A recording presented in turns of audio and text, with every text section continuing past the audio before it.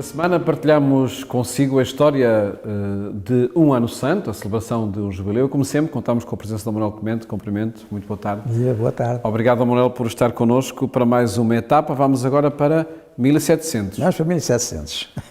E é também um jubileu muito característico daquilo que eu tenho dito várias vezes, e é o seguinte: os jubileus, é aquilo que faz deles isso, os jubileus, têm uma temática própria, não é? Portanto, ir a Roma, visitar os túmulos dos apóstolos, ganhar indulgência, tudo isso é de todos, e também deste que estamos a viver, como o Papa Francisco diz na sua bula para este ano.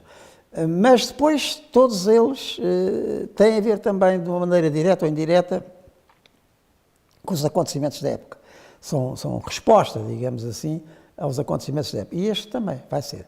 Este jubileu tem a particularidade de ter sido convocado por um Papa e concluído por outro. O Papa Inocêncio XII convoca, mas já está velhinho e doente, e não vai durar até o fim do ano. Depois será concluído pelo Papa Clemente XI.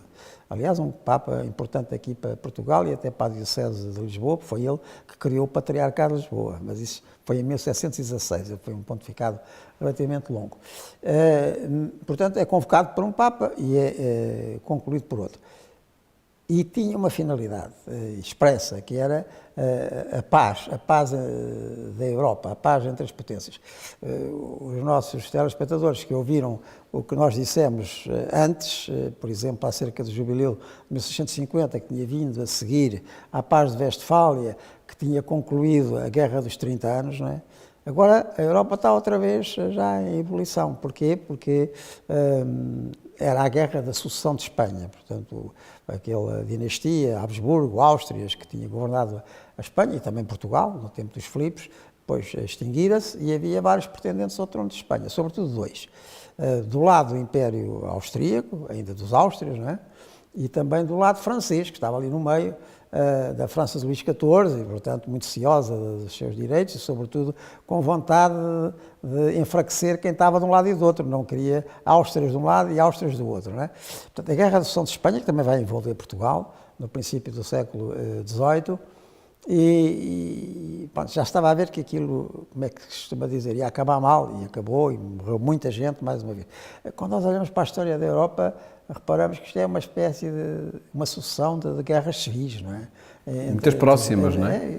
Nós temos tido esta graça, e podemos dizer mesmo graça, porque os seus fundadores eram cristãos convictos, da União Europeia e dos Tratados Europeus, que têm garantido décadas de paz, mas isto não é habitual na história europeia. Quando nós olhamos para trás, estas divisões entre europeus, e algumas delas trágicas, e algumas delas depois que redundaram em guerras mundiais, são muito frequentes. E naquela altura do século XVII também, porque tinha-se, enfim, concluído as guerras dos 30 anos, 1618, 1638, com a paz de Westfália, e agora está outra vez a Europa em evolução, no final do século XVII, e que vai dar isso mesmo, a Guerra da Sucessão de Espanha, também com muitas mortes, com muitas desgraças. Bem, o jubileu é um sinal dessa paz. Exatamente, esperada. e este jubileu de 1700, do tempo do Papa Inocêncio XII, concluído pelo Papa Clemente XI, já tem muito em vista também rezar pela paz entre as potências, para, enfim, acalmar esta efervescência que infelizmente depois foi por diante, negativamente. Mas, mais uma vez, com todos os outros elementos que são próprios dos jubileus, procissões das confrarias, visitas às basílicas, assim, tudo isso é igual, o Papa a participar, enfim, Inocêncio XII já estava muito, enfim, adoentado, não pôde ser assim uma participação por ir além, mas tudo isso é igual aos outros. Mas, mais uma vez, temos uma senhora. Como vimos no jubileu anterior, que foi muito marcado pela presença da rainha Cristina da Suécia, não é? Que estava em Roma, agora este também vai ser muito marcado pela presença, até certo ponto, até muito ponto, parecida com a anterior, que é a rainha Maria Casimira da Polónia.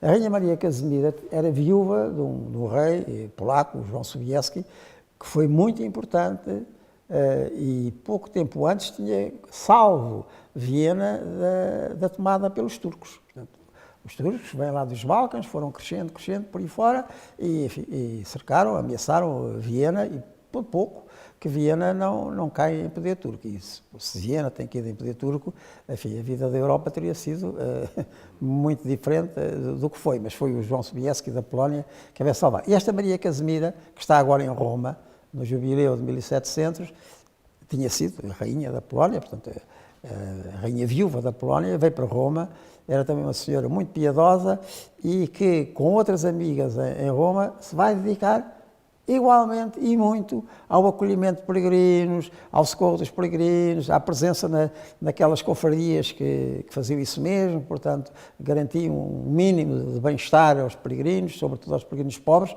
Lá está, mais uma senhora que tem uma posição marcante nesta história dos jubileus.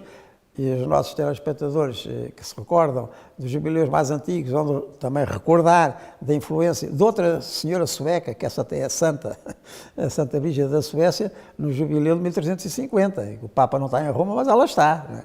Pois agora temos mais outra senhora, esta vinda da Polónia, a Rainha Maria Casimira, e que vai ser uma figura marcante neste jubileu de 1700. Sempre por esse acolhimento a quem chegava a Roma. Um aspecto caritativo.